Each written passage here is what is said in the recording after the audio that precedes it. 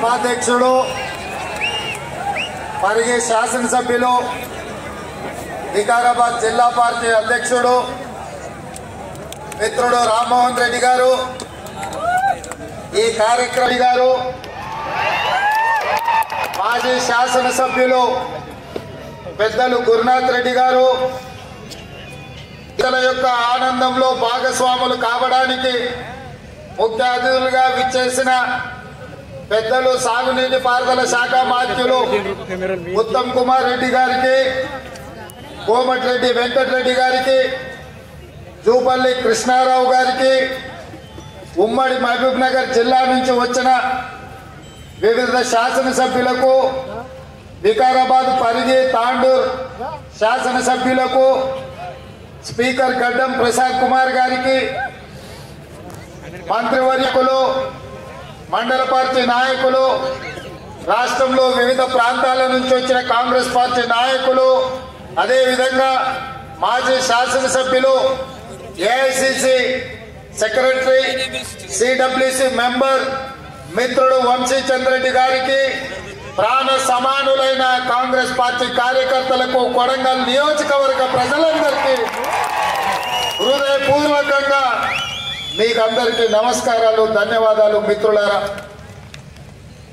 మీద నుంచి కొడంగల్ నియోజకవర్గం నుంచి నిలబడి మాట్లాడుతున్నానంటే ఈ కొడంగల్ శాసనసభ నియోజకవర్గ ప్రజలు ఆశీర్వదించి హక్కును చేర్చుకొని గుండెల్లో పెట్టుకొని భుజాల మీద మోసి శాసనసభ్యుడిగా 3 సార్లు గెలిపిస్తే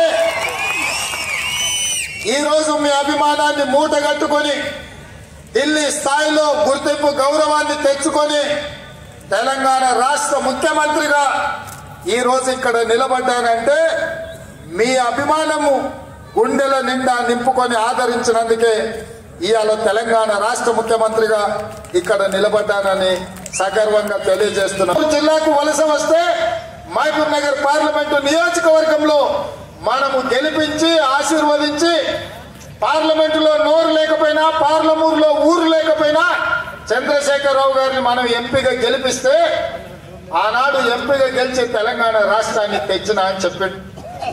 వచ్చిన నిన్ను వివిధ ప్రాంతాలకు తట్ట పని, పార పని, మట్టి పని, బొగ్గుబాయి, దుబాయ్ లాంటి వలసలు పోతున్న మా జిల్లా ప్రజలు వలస వచ్చిన నిన్ను పార్లమెంటు సభ్యుడిగా గెలిపిస్తే తెలంగాణ రాష్ట్రం వచ్చిన తర్వాత 10 సార్లు ముఖ్యమంత్రిగా ఉన్నావు కదా, మా ప్రాంతానికి ఏమైనా చేసినవా?